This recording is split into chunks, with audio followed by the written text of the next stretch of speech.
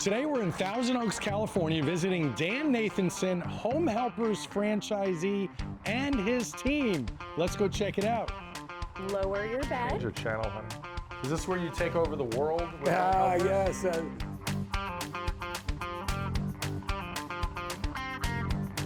Lifting you up this way and putting the diaper in underneath. Okay. So, How's it fit? Feels feels good? Whoa. Snug? So it would be really bad if you weren't any good at this.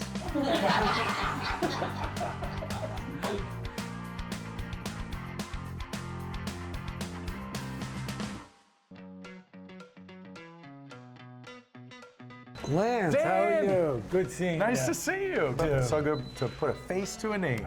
So let me start by giving you a tour. Well, here we are, we're right in the room. We're here. But this room, this open space is great for us because we can put people, we could bring families in, we can bring the community in, our groups of our caregivers, we can have holiday parties.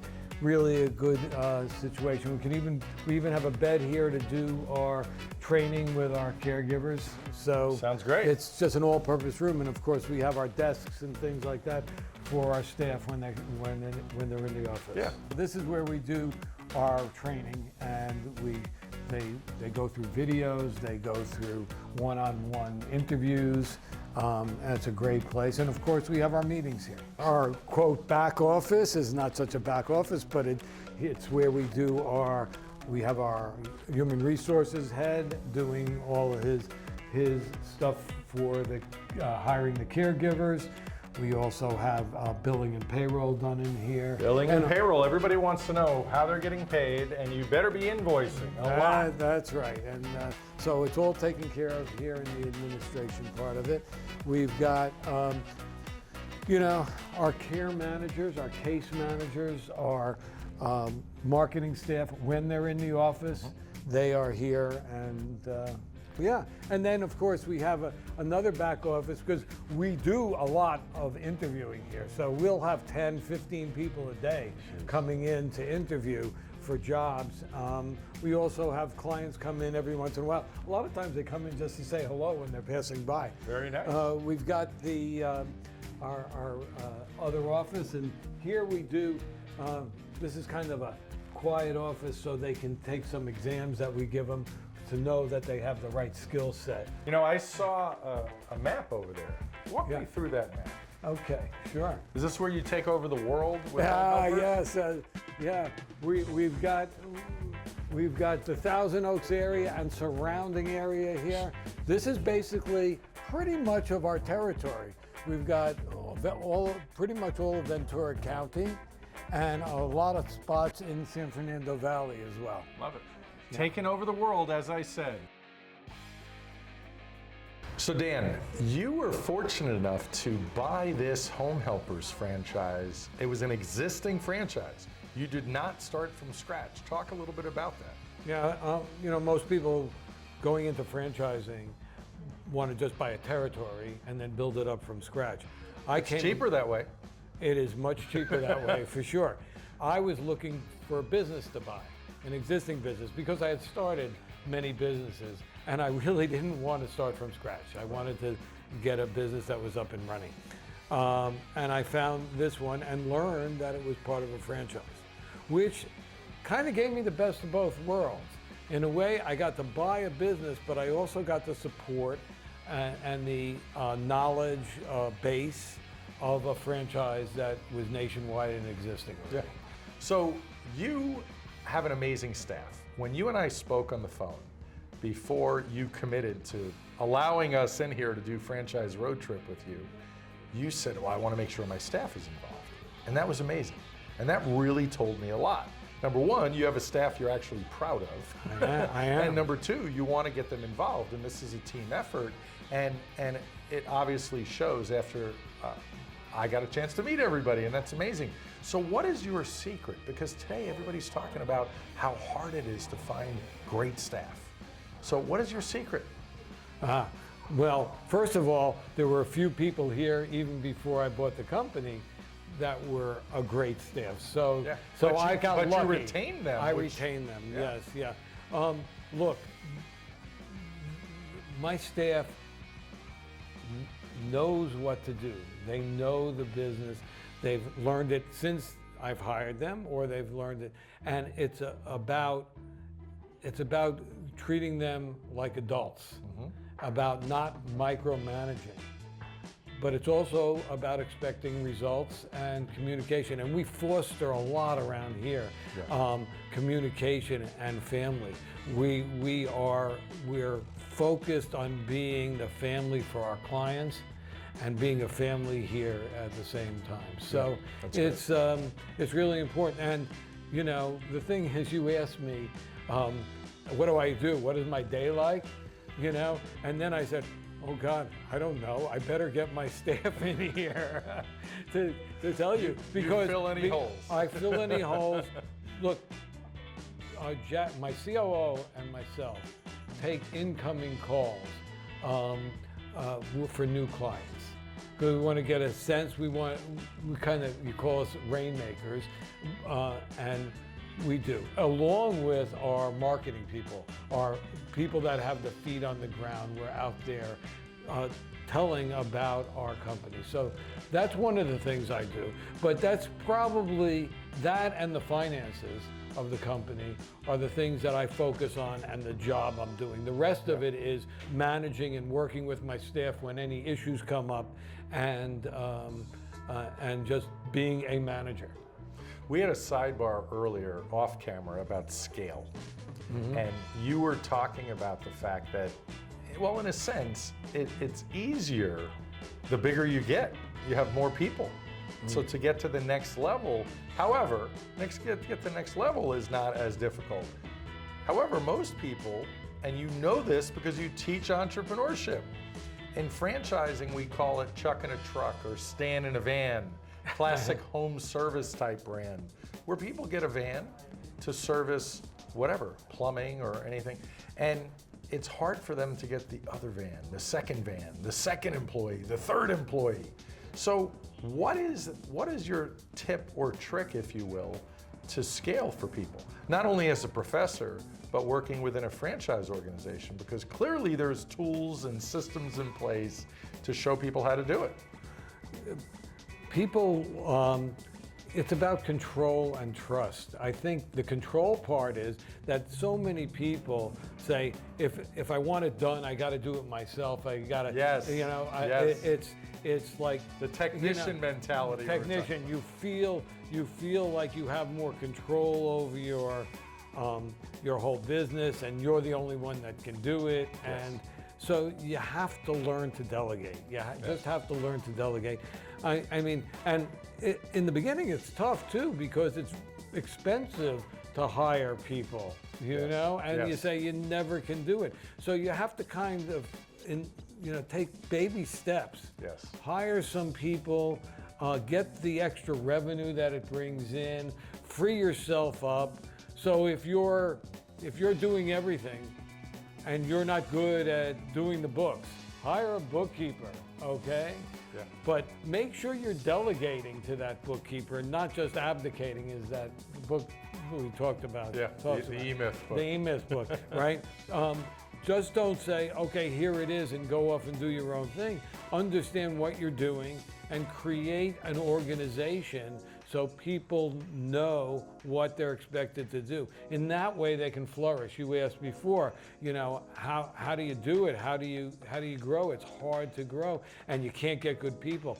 A lot of times, people think it's the people that are bad, but it's very often it's the organization structure and not knowing how and what they need to do properly. That's what we call the mirror test, right? Look in the mirror. It's probably you. Yeah, that's right. The fish from the head up, right? Yeah. The fish stinks from the head up. Exactly. Yeah. I love that. Today, we are in Thousand Oaks, California, home of Home Helpers. I have Dan Nathanson with me and the team. Applaud everybody. Woo! Home Helpers, Thousand Oaks. Jackie, kick us off. What is Home Helpers?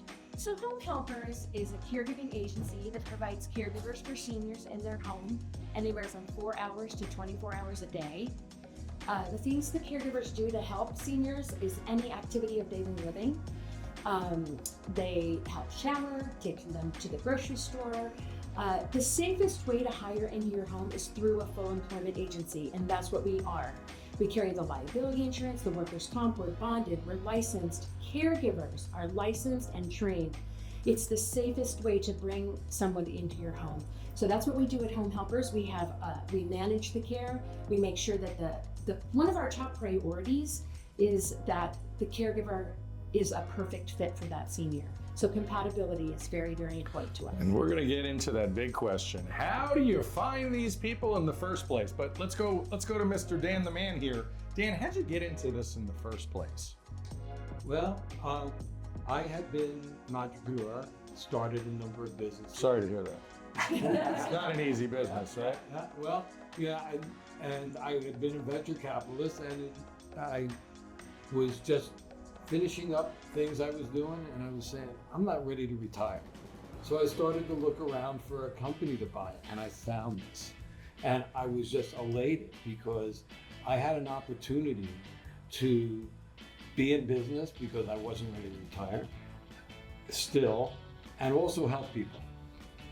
Double bottom, Yeah. as they call it. So when you went looking for a business, did somebody point you to home care? How did you discover home care as that's what I'm gonna do? Because there's a lot of businesses out there.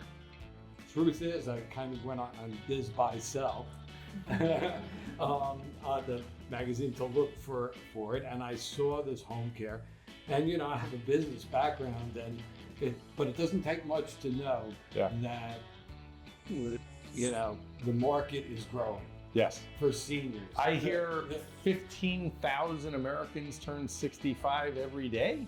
Something like that. It's a crazy number. It's amazing. It's growing. The baby boomer generation is just hitting its stride now, and it's going to continue to grow for 10, 15 more years at least. So a little birdie told me, and you have not been forthright in what you do. Are you like a professor of entrepreneurship? Yes, I am. I've been that for a while. That's amazing. I teach at UCLA, the Anderson School. I teach entrepreneurship, and I also teach buying businesses. So this is one of them. So it would be really bad if you weren't any good at this. I just want to say, caregivers are the heart of our business, obviously, and they're really the heart of our business. Yeah. And it's incredibly important that we get the right people, they have the right attitude, and our selection committee here, our people select the people, we train them, and then we monitor them and work with them through their any hard clients or hard times they're having personally, to make sure that we provide the service that our clients need. I mean, it's the bottom line is treating, and in fact, we say it here, Home Helpers as a franchise is making life easier. That's our, but here we add to that and say, we treat our clients like family. And you know, anytime you think about going into a home and treating them like family, you got to say to yourself, would I want my mother treated like this? How would I treat my mother? How would, you know, and all our caregivers think that way, and all our staff thinks that way, we're going to be successful. Yeah, I love it. Jackie, what do you do here exactly at Home Helpers? I am the COO of Home Helpers. Ooh, big shot. I actually Fancy. started 5 years ago, and I was doing marketing. I've been in home care for about 18 years and joined Home Helpers 5 years ago. I was promoted a couple of years ago to COO. Absolutely love working with this great team. They make my life easier. Yeah. Hey, they say when people leave a company, they don't leave the company, they leave the people because they don't like the people. Right. So obviously if you like the people, it's amazing. I live in Springfield, Missouri, so I come back every month or two and visit. And but we are in constant communication with each other, and it's just a joy to work with such an amazing group of people. That's awesome. Thanks for joining us. This was fun, but wait till you see what's up next. They needed a training dummy. Here's the training dummy. Okay, so I am going to demonstrate how we train our caregivers to change a diaper here at Home Helpers. And I actually have Chantil, who is going to be Hi, honey. learning how to change Lance's diaper in case it is necessary down the road. Okay. Hopefully not anytime soon. So what we want to do, what actually we don't want to do, is we don't want to change you like you're a baby. And that would be lifting you up this way and putting the diaper in underneath. Okay. So we're going to Comfortable. lower your bed. Change your channel, honey. Please. So what we're going to do is I'm going to ask you to start to turn over, and I'm going to have you reach over safely and grab that bar. And I'm going to go ahead and start to place the diaper underneath. We're going to make sure that we get this ready to go. Usually it's a little bit easier if you kind of tuck it and get it placed underneath as far as you can. Whoa. Making sure that your client is safe and comfortable. And then I'm going to go ahead and roll you back on the back side. And then you just make any adjustments that you need to make. And it looks like I'm going to have to actually have Lance move over towards me. And there would be like another rail. And then we'll just go ahead and adjust this. Perfect. Okay, and then I'll just roll you Well, safely. I did some hard work on this.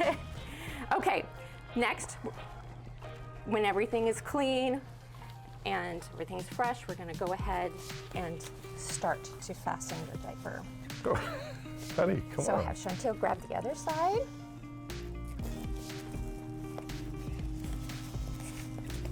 And checking on Lance, making sure you're okay, not too tight. How's it fit? Feels, Feels good? whoa. Snug and secure? Feels great. Good? Yeah. Okay, and so once that is done and everything's good, client is comfortable, then I'm gonna go ahead and assist you in getting out of the bed. And Great. we're going to use a gate belt. Let's do it. Let's do it. Still good? Still comfortable? Still good. Okay, Still comfy. okay, perfect. Hoping I really don't need this service for a really long time. Okay, so I'm gonna go ahead. Enjoy that.